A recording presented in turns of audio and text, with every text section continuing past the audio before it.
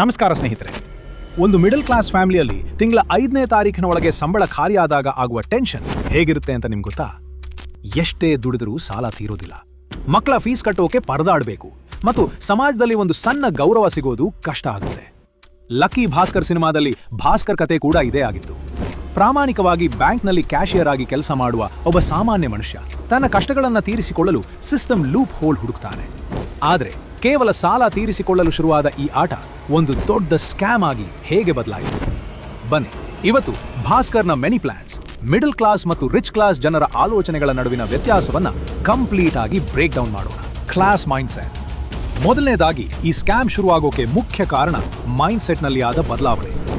Middle class ಆಲೋಚನೆ: ನನ್ನ ಹತ್ತಿರ ದುಡ್ಡಿಲ್ಲ, ನಾನು ಕಷ್ಟಪಟ್ಟು ಕೆಲಸ ಮಾಡಿ ಸ್ವಲ್ಪ ಸೇವ್ ಮಾಡಿ ನನ್ನ ಸಾಲ ತೀರಿಸಬೇಕು. ಭಾಸ್ಕರ್ ಮೊದಲಿಗೆ ಹೀಗೆಯೇ ಯೋಚನೆ ಮಾಡ್ತಿದ್ದ. ತಪ್ಪು ಮಾಡಿದ್ರೆ ಎಲ್ಲಿ ಕೆಲಸ ಹೋಗ್ತೋ ಅನ್ನೋ ಭಯ.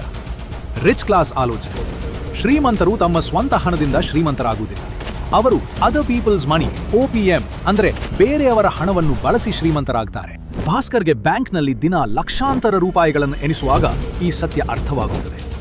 ನಾನು ದುಡ್ಡಿಗಾಗಿ ಕೆಲಸ ಮಾಡಬಾರದು, ದುಡ್ಡು ನನಗಾಗಿ ಕೆಲಸ ಮಾಡಬೇಕು ಅನ್ನೋದು ಅವನಿಗೆ ರಿಯಲೈಸ್ ಆಗುತ್ತೆ. ಇಲ್ಲಿ ಒಂದು ತಮಾಷೆಯ ವಿಷಯ ಅಂದ್ರೆ, ನಮ್ಮಲ್ಲಿ ಬಹಳಷ್ಟು ಜನರಿಗೆ ಬ್ಯಾಂಕ್ ಹೇಗೆ ಹಣ ಮಾಡುತ್ತದೆ ಅಂತಾನೆ ಗೊತ್ತಿಲ್ಲ. ನಾವು ಇಡುವ ಡೆಪಾಸಿಟ್ ಮೇಲೆ ನಮಗೆ 5% ಬಡ್ಡಿ ಕೊಟ್ಟು ಅದೇ ಹಣವನ್ನ ಬೇರೆಯವರಿಗೆ 12% ಸಾಲವಾಗಿ ಕೊಟ್ಟು ಬ್ಯಾಂಕ್ ಲಾಭ ಮಾಡುತ್ತದೆ. ಭಾಸ್ಕರ್ ಇದೇ ಸಿಸ್ಟಮ್ ಅನ್ನು ತನ್ನ ಲಾಭಕ್ಕೆ ಬಳಸಿಕೊಳ್ಳಲು ನಿರ್ಧಾರ ಮಾಡ್ತಾನೆ. ಸ್ಕ್ಯಾಮ್ ಶುರುವಾಗಿದ್ದು ಹೇಗೆ? ಭಾಸ್ಕರ್ ದುಡ್ಡನ್ನು ನೇರವಾಗಿ ಕದಿಯಲಿಲ್ಲ, ಅವನು ಯಾರಿಗೂ ಗೊತ್ತಾಗದ ಹಾಗೆ ವ್ಯವಸ್ಥೆಯನ್ನೇ ಹ್ಯಾಕ್ ಮಾಡಿದ. ಇದನ್ನ ಸ್ಟೆಪ್ ಬೈ ಸ್ಟೆಪ್ ಅರ್ಥ ಮಾಡಿಕೊಳ್ಳೋಣ. The loophole. ಬ್ಯಾಂಕ್ಗಳಲ್ಲಿ ಡಿಮ್ಯಾಂಡ್ ಡ್ರಾಫ್ಟ್, DD ಅಥವಾ ಕೆಲವು ಅಕೌಂಟ್ಗಳಲ್ಲಿ ಕ್ಲೈಮ್ ಆಗದೇ ಇರುವ ಹಣ ಇರುತ್ತದೆ. ಈ ಹಣ ಬ್ಯಾಂಕಿನ ಸಿಸ್ಟಮ್ನಲ್ಲಿ ಒಂದು ಕಡೆಯಿಂದ ಇನ್ನೊಂದು ಕಡೆ ಹೋಗುವಾಗ ಮಧ್ಯದಲ್ಲಿ ಫ್ಲೋಟ್ ಆಗುತ್ತಿರುತ್ತದೆ. ಭಾಸ್ಕರ್ ಈ ಫ್ಲೋಟ್ ಮಣಿಯನ್ನ ಟಾರ್ಗೆಟ್ ಮಾಡಿದ. 2. ಫೇಕ್ ಅಕೌಂಟ್ಸ್ ಮತ್ತು ರೂಟಿಂಗ್. ಭಾಸ್ಕರ್ ನಕಲಿ ಡಮ್ಮಿ ಅಕೌಂಟ್ಗಳನ್ನು ಸೃಷ್ಟಿ ಮಾಡ್ತಾನೆ. ಬ್ಯಾಂಕಿನಲ್ಲಿ ಯಾರಿಗೂ ಬೇಡವಾದ, ಲೆಕ್ಕಕ್ಕೆ ಸಿಗದ ಈ ಕೋಟ್ಯಾಂತರ ರೂಪಾಯಿ ಹಣವನ್ನು ತನ್ನ ನಕಲಿ ಅಕೌಂಟ್ಗಳಿಗೆ ವರ್ಗಾವಣೆ ಮಾಡಿಕೊಳ್ಳುತ್ತಾನೆ. 3. The real magic. ಕದ್ದ ಹಣವನ್ನು ಅವನು ಸುಮ್ಮನೆ ಇಟ್ಕೊಳ್ಳಲಿಲ್ಲ. ಆ ಹಣವನ್ನು ಶೇರ್ ಮಾರ್ಕೆಟ್, ಹೈ ರಿಸ್ಕ್ ಲೋನ್ಗಳು ಅಥವಾ ಬೇರೆ ಕಡೆ ಹೂಡಿಕೆ ಮಾಡ್ತಾನೆ. ಅದರಿಂದ ಬರುವ ಭಾರೀ ಲಾಭವನ್ನು ತಾನು ಇಟ್ಟುಕೊಂಡು ಅಸಲನ್ನು ವಾಪಸ್ ಬ್ಯಾಂಕಿನ ಜಾಗಕ್ಕೆ ತಂದಿರುತ್ತಾನೆ. ಉದಾಹರಣೆಗೆ, ನಿಮ್ಮ ಟ್ಯಾಂಕ್ನಲ್ಲಿರುವ ನೀರನ್ನು ನಾನು ಒಂದು ದಿನ ತೆಗೆದುಕೊಂಡು ನನ್ನ ಗದ್ದೆಗೆ ಹರಿಸಿ ಬೆಳೆ ತೆಗೆದುಕೊಂಡು ಸಂಜೆ ಮತ್ತೆ ನಿಮ್ಮ ಟ್ಯಾಂಕ್ಗೆ ನೀರು ತುಂಬಿಸಿದರೆ ನಿಮಗೆ ಗೊತ್ತೇ ಆಗುವುದಿಲ್ಲ. The core money lessons. ಈ ಸಿನಿಮಾದಿಂದ ನಾವು ಕಲಿಯಬೇಕಾದ ಬೆಸ್ಟ್ ಪ್ರೊಫೆಷನಲ್ ಮನಿ ಲೆಸನ್ಸ್ ಇಲ್ಲಿವೆ. 1. Financial literacy is power. ಭಾಸ್ಕರ್ಗೆ ಯಾವುದೇ ಸೂಪರ್ ಪವರ್ ಇರಲಿಲ್ಲ. ಅವನಿಗೆ ಇದ್ದಿದ್ದು ಕೇವಲ ಬ್ಯಾಂಕಿಂಗ್ ಸಿಸ್ಟಮ್ನ ಆಳವಾದ ಜ್ಞಾನ. ಸಿಸ್ಟಮ್ ಹೇಗೆ ಕೆಲಸ ಮಾಡುತ್ತದೆ ಎಂದು ನಿಮಗೆ ತಿಳಿದಿದ್ದರೆ ನೀವು ಹಣ ಮಾಡುವ ಅವಕಾಶಗಳನ್ನು ಎಲ್ಲಿ ಬೇಕಾದರೂ ಹುಡುಕಬಹುದು. 2. Understanding cash flow. ಶ್ರೀಮಂತರು ದುಡ್ಡನ್ನು ಒಂದು ಕಡೆ ನಿಲ್ಲಲು ಬಿಡುವುದಿಲ್ಲ, ಹಣ ಹರಿಯುವ ನೀರಿನ ಹಾಗೆ ಇರಬೇಕು. ಭಾಸ್ಕರ್ ಕೂಡ ಬ್ಯಾಂಕಿನಲ್ಲಿ ಸುಮ್ಮನೆ ಬಿದ್ದಿದ್ದ ಹಣವನ್ನು ಚಲಿಸುವಂತೆ ಮಾಡಿ ಅದರಿಂದ ಲಾಭ ತೆಗೆದ.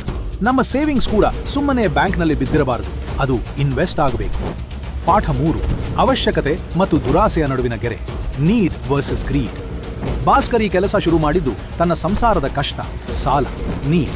ಆದರೆ ಒಮ್ಮೆ ಹಣದ ರುಚಿ ಹತ್ತಿದ ಮೇಲೆ ಅದು ಗ್ರೀಡ್ ಬದಲಾಯಿತು. ಅವನು ತಾನು ಸೇಫ್ ಆಗಿರುವಾಗಲೇ ಹೊರಗೆ ಬರಬಹುದಿತ್ತು, ಆದರೆ ಮನುಷ್ಯನ ದುರಾಸೆಗೆ ಮಿತಿಯಿಲ್ಲ. ಒಮ್ಮೆ ಯೋಚನೆ ಮಾಡಿ ನೋಡಿ, ನಾಳೆ ಬೆಳಗ್ಗೆ ನಿಮ್ಮ ಬ್ಯಾಂಕ್ ಅಕೌಂಟ್ಗೆ ಯಾರಿಗೂ ಗೊತ್ತಾಗದ ಹಾಗೆ 10 ಕೋಟಿ ರೂಪಾಯಿ ಬಂದ್ರೆ ನೀವೇನು ಮಾಡ್ತೀರಾ? ತಕ್ಷಣ ಕಾರ್ ತಗೋತೀರಾ, ಮನೆ ತಗೋತೀರಾ ಅಲ್ವಾ? ಆದರೆ ಆ ಹಣ ಎಲ್ಲಿಂದ ಬಂತು, ಅದರ ಹಿಂದಿನ ರಿಸ್ಕ್ ಏನು ಅಂತ ನಾವು ಯೋಚನೆ ಮಾಡಲ್ಲ. ಭಾಸ್ಕರ್ ತಾನು ಸಿಕ್ಕಿ ಹಾಕಿಕೊಳ್ಳುತ್ತೇನೆ ಎಂಬ ಭಯವಿದ್ದರು ಆ ಆಡ್ರಿನಾಲಿನ್ ರಶ್ ಮತ್ತು ಶ್ರೀಮಂತಿಕೆಯ ಅಮಲಿನಲ್ಲಿ ಮುಳುಗಿ ಹೋಗ್ತಾನೆ.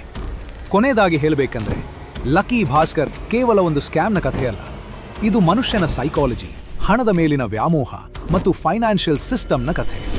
ಸ್ಕ್ಯಾಮ್ ಮಾಡುವುದು ಖಂಡಿತ ತಪ್ಪು, ಏಕೆಂದರೆ ಸಿಸ್ಟಮ್ ಯಾವಾಗಲೂ ಮನುಷ್ಯನಿಗಿಂತ ದೊಡ್ಡದು. ಒಂದಲ್ಲ ಒಂದು ದಿನ ಅದು ನಮ್ಮನ್ನು ಹಿಡಿಯುತ್ತದೆ. ಆದರೆ ಆ ರಿಚ್ ಮೈಂಡ್ಸೆಟ್, ರಿಸ್ಕ್ ತೆಗೆದುಕೊಳ್ಳುವ ರೀತಿ ಮತ್ತು ಹಣವನ್ನು ಮಲ್ಟಿಪ್ಲೈ ಮಾಡುವ ಟೆಕ್ನಿಕ್ಗಳನ್ನು ನಾವು ಲೀಗಲ್ ಆಗಿ ನಮ್ಮ ಜೀವನದಲ್ಲಿ ಅಳವಡಿಸಿಕೊಳ್ಳಬೇಕು.